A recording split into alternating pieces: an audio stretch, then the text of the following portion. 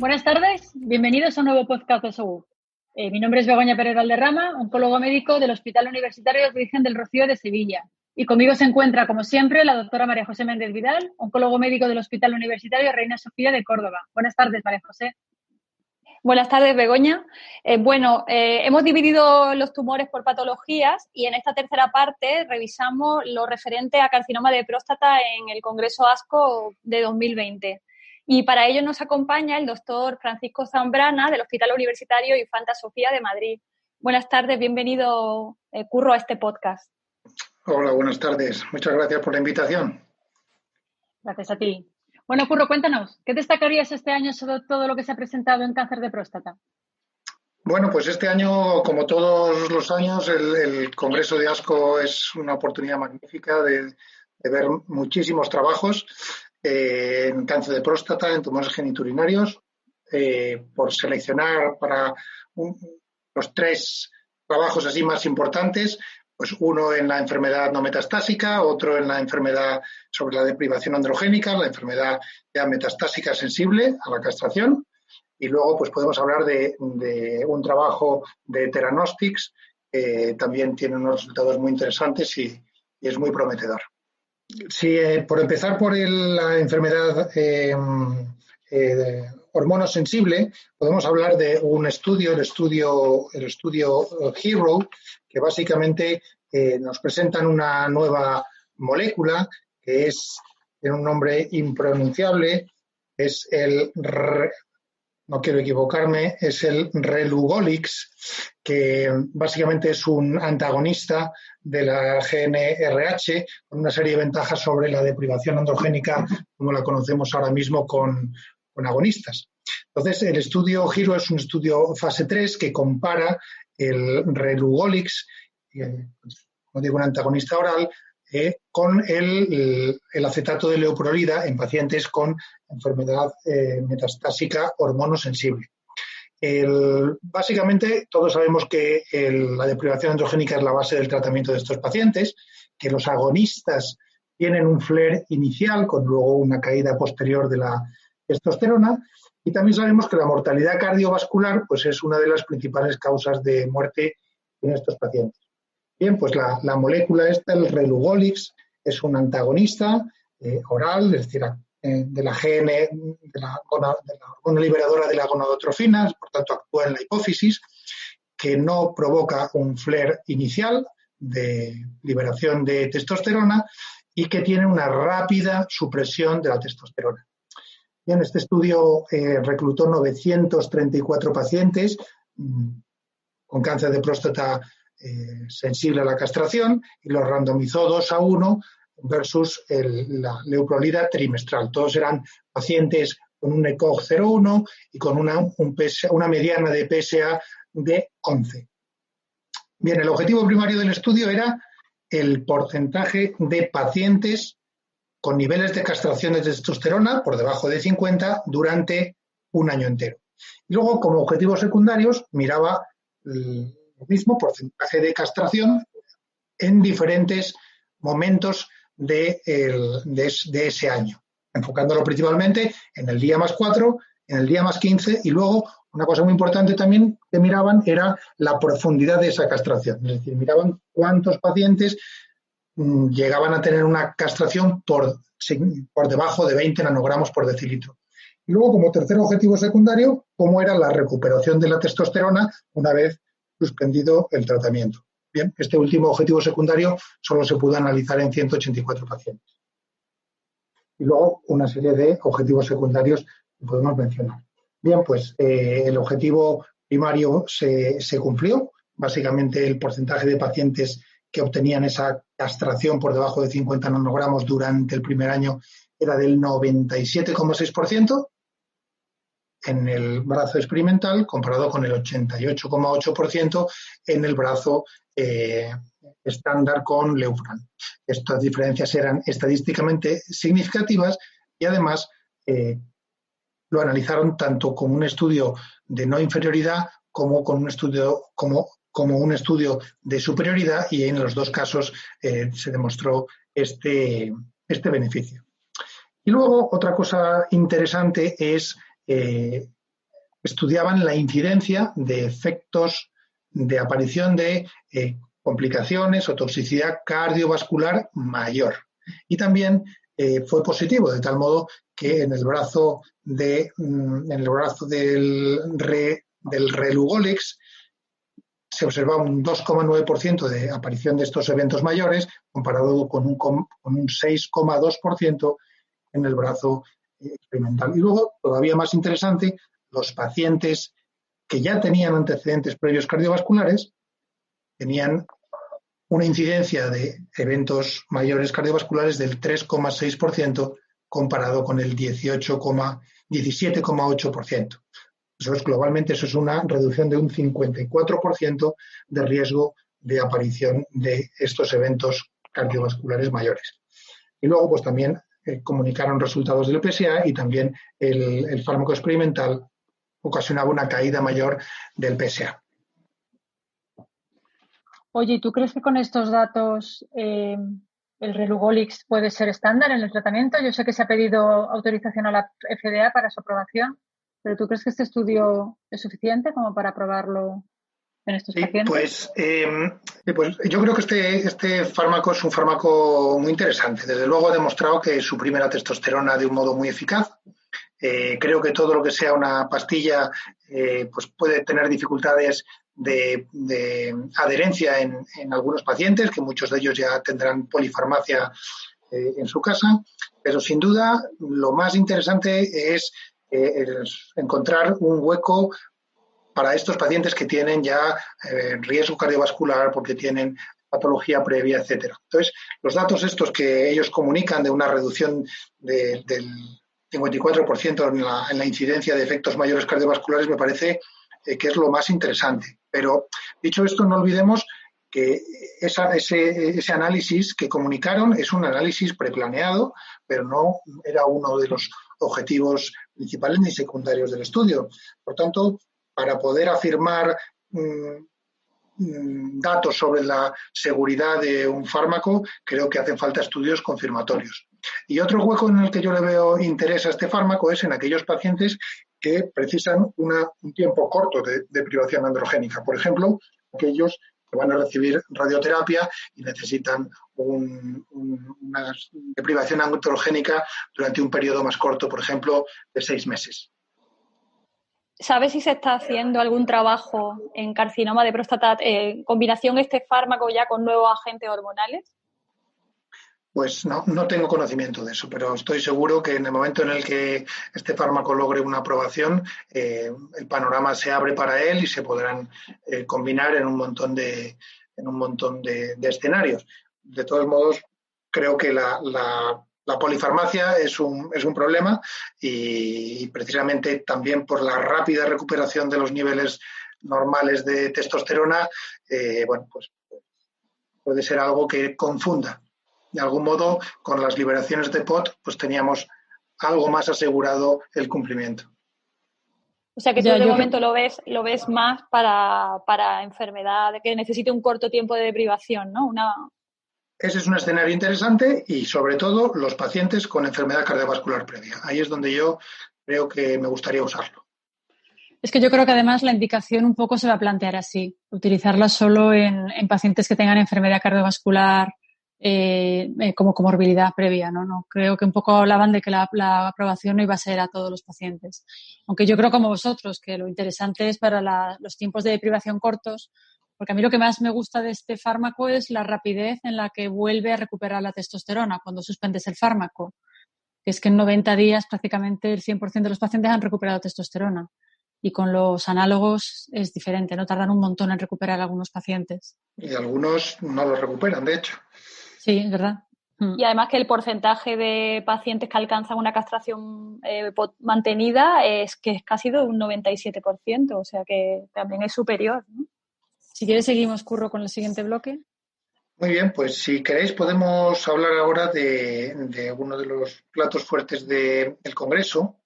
Era la comunicación de los datos de supervivencia global de los 3 grandes estudios de antiandrógenos de nueva generación en el escenario resistente a la castración no metastásico. lo que se llama el M0.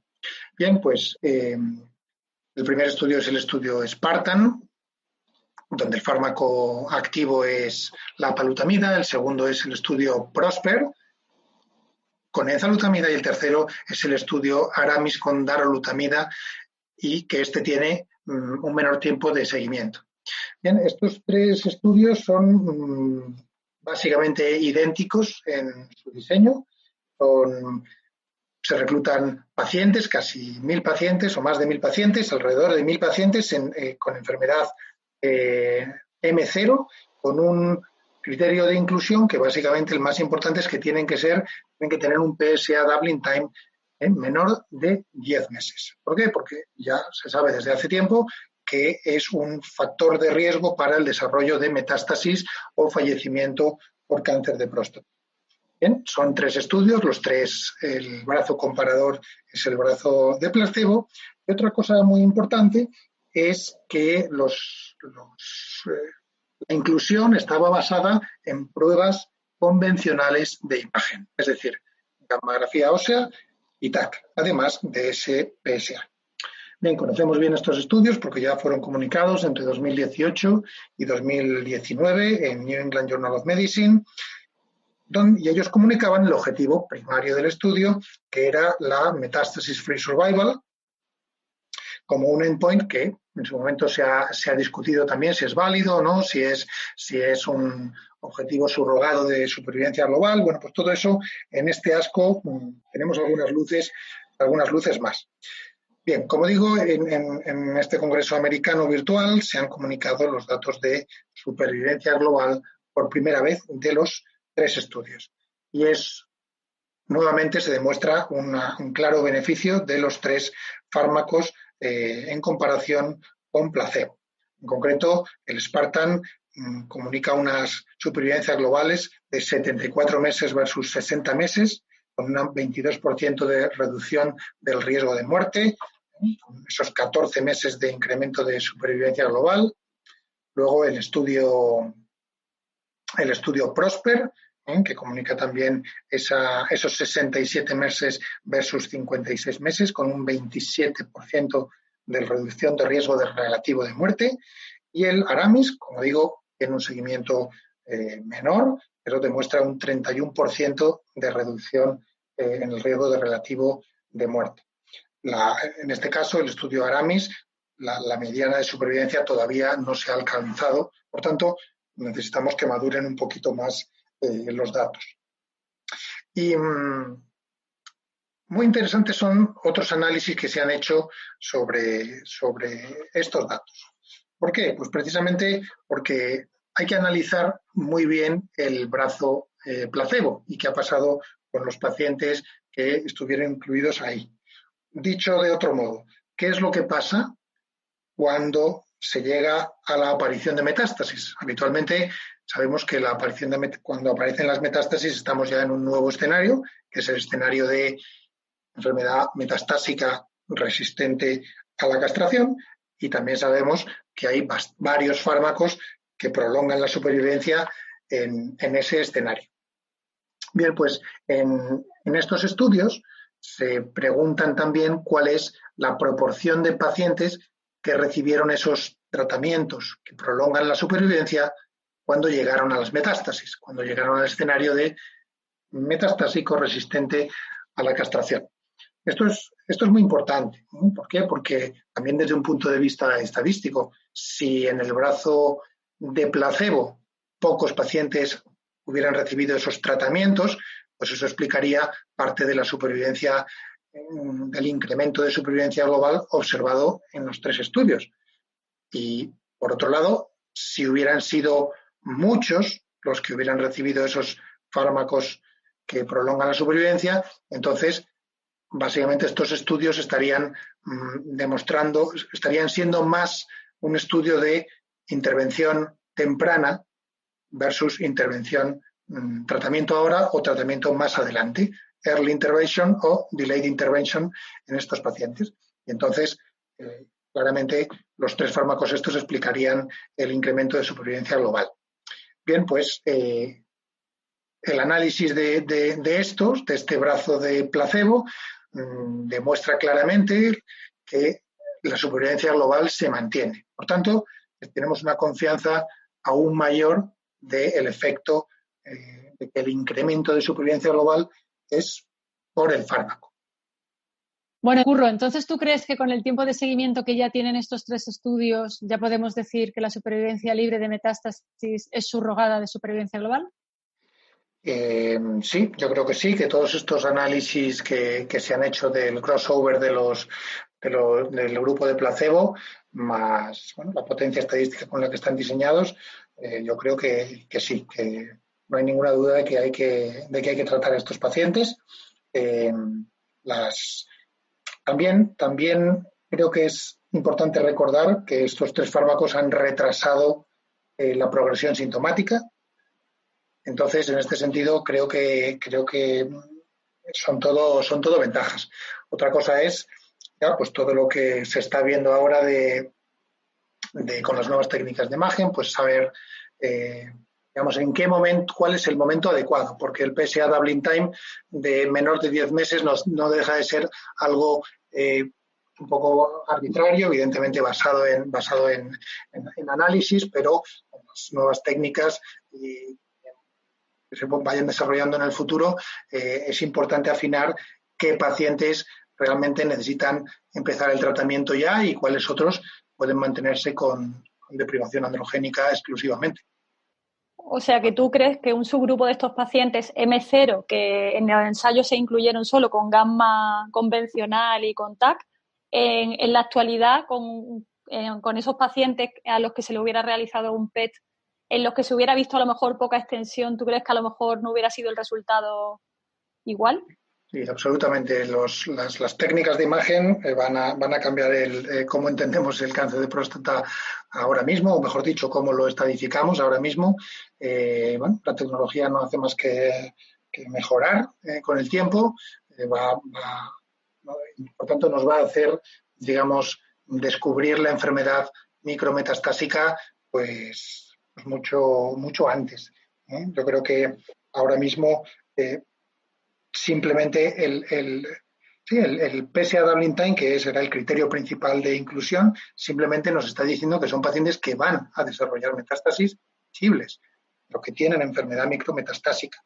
Entonces, nuevamente, al final yo creo que estos 3 estudios lo que nos están diciendo es que intensificar el tratamiento contra el receptor androgénico pronto es beneficioso, aumenta la supervivencia libre de metástasis y la supervivencia global. El impacto mayor de esa supervivencia, ¿tú crees que es debido al primer agente, ¿no? Porque aunque vemos que la mayoría de secuencias hormonales que se utilizan, la tasa de respuestas es muy pequeña cuando se secuencia una hormona después de una hormona. ¿Tú crees que es debido sobre todo el impacto a esa primera droga en la que se introduce? Hombre, las curvas desde luego se separan precozmente desde el principio, por tanto yo creo que hay que asumir que realmente es un fármaco que da un añadido muy importante a la deprivación androgénica. Oye, ¿y qué fármaco vamos a elegir? Porque tenemos 3, entonces con objetivos similares, diseños de los estudios similares. Entonces, sí, pues esa es una pregunta que creo que no tiene respuesta hasta que no se haga un fase 3 comparando los 3 fármacos. Creo que va a depender un poco de la disponibilidad de cada país, de cómo se vayan produciendo las aprobaciones en los distintos países. Pero en cualquier caso, creo que va a ser muy difícil encontrar diferencias.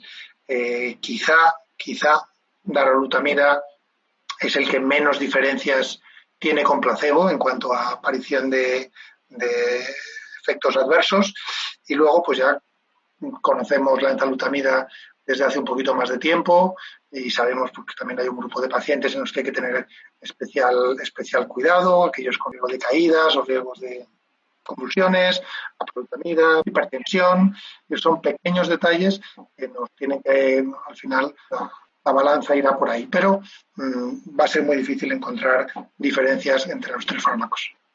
Yo creo que si queréis podemos enlazar con el PSMA PET, ¿no, Curro? Porque es verdad que probablemente el valor del PET con PSMA tenga mucho valor aquí.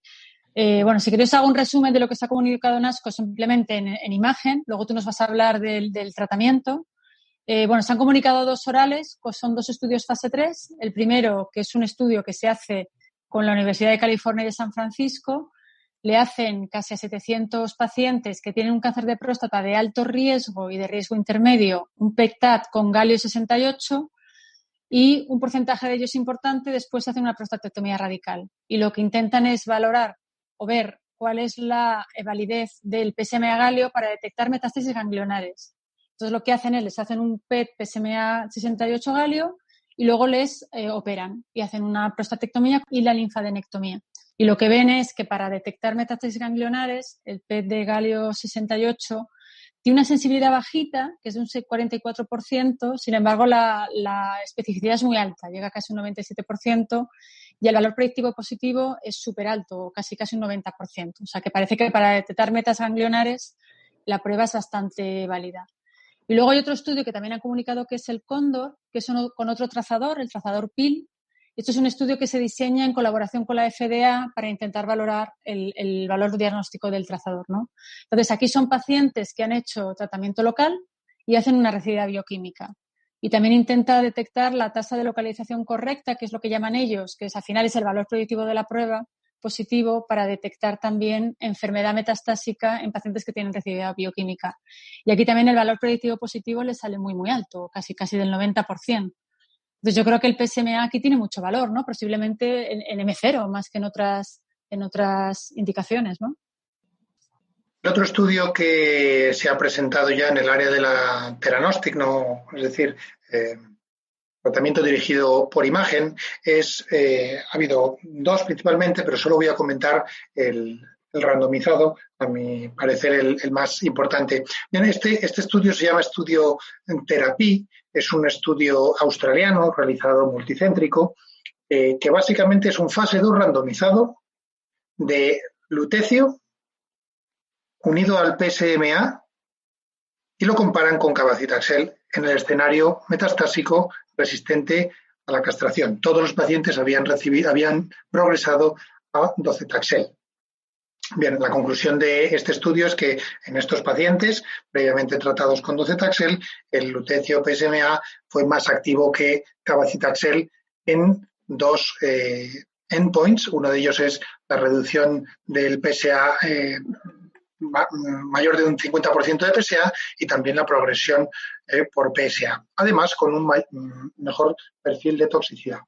Bien, en la mayoría de estos pacientes, un 91% habían recibido también abiraterona o enzalutamida previamente y es un estudio que, en mi opinión, ponen el objetivo muy alto. Es decir, la calidad del estudio, los pacientes, digamos, que cumplen los criterios de inclusión, son pacientes muy bien seleccionados. Básicamente tienen que ser pacientes con un determinado número de metástasis y tienen que tener una captación especial, que ahora hablaremos de ello. Pero bueno, ahora respecto a las características de los pacientes incluidos, hasta un 78% de pacientes tenían más de 20 lesiones que captaban en la PET. Y esto era un factor de estratificación.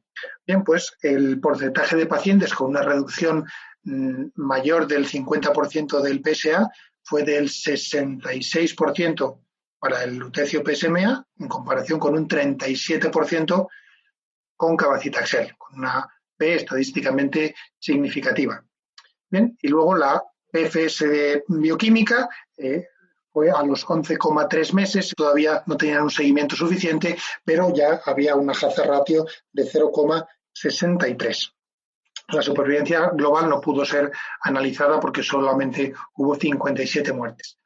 Y respecto a los efectos adversos, pues también los efectos adversos grado 3-4 con el lutecio PSMA eran de un 32% versus un 49% en el brazo de cabazitaxel.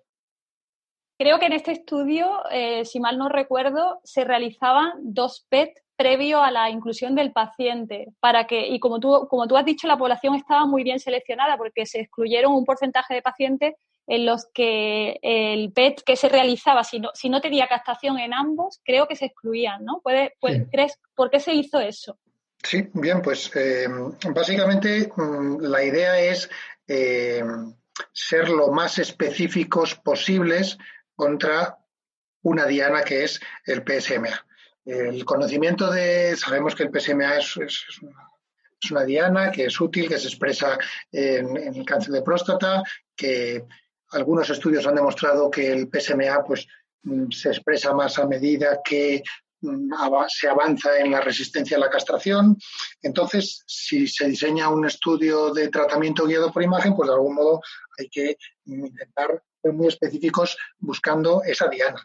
Entonces, básicamente lo que hicieron fue un PET con FDG todos los pacientes y un PET con galio PSMA a todos los pacientes. Y la idea era básicamente excluir a los pacientes discordantes, es decir, aquellos pacientes que de algún modo no se tenía claro cuál era la localización que se intentaba tratar, ya sea porque tuvieran un SUV bajo en el PET con galio PSMA, entonces si no tenían una suficiente avidez en la captación, se excluían y con este criterio se excluyeron un 10% de pacientes, o ya fuera porque había pacientes que tenían alguna localización que captaba en la fluorodeoxiglucosa y no captaba en el galio PSMA.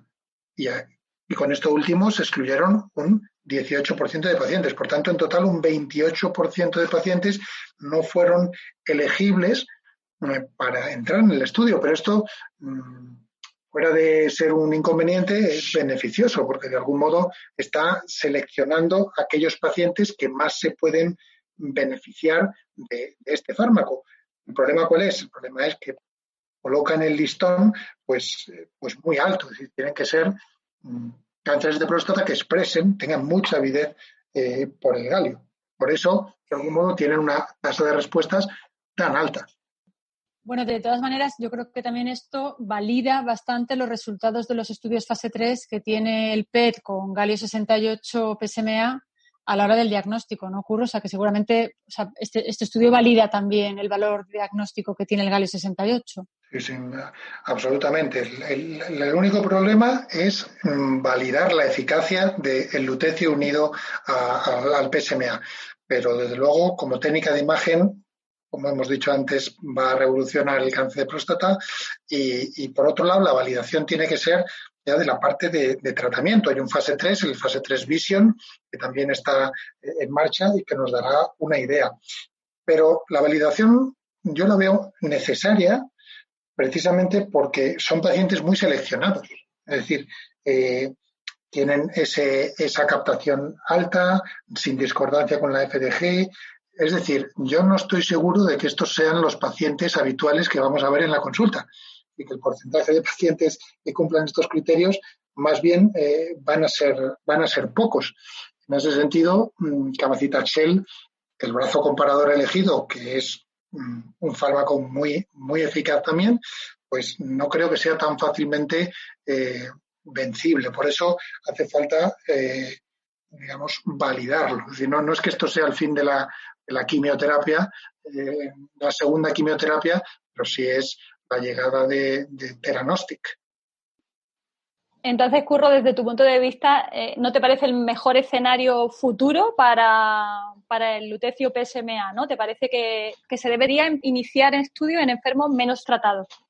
Pues probablemente porque bueno, la heterogeneidad tumoral es algo que aumenta con el tiempo, aumenta con el espacio y aumenta con la presión de los tratamientos que va recibiendo. Por tanto, cuanto más tiempo pase, más tratamientos se reciban, más posibles subclones haya en ese cáncer de próstata y no sabemos si la diana PSMA pues va a ser tan relevante. Por tanto, creo que hay que estudiar el lutecio PSMA en todos los escenarios y ver en cuál de ellos es el más eficaz. Probablemente será muy eficaz en un subgrupo de pacientes en cada escenario.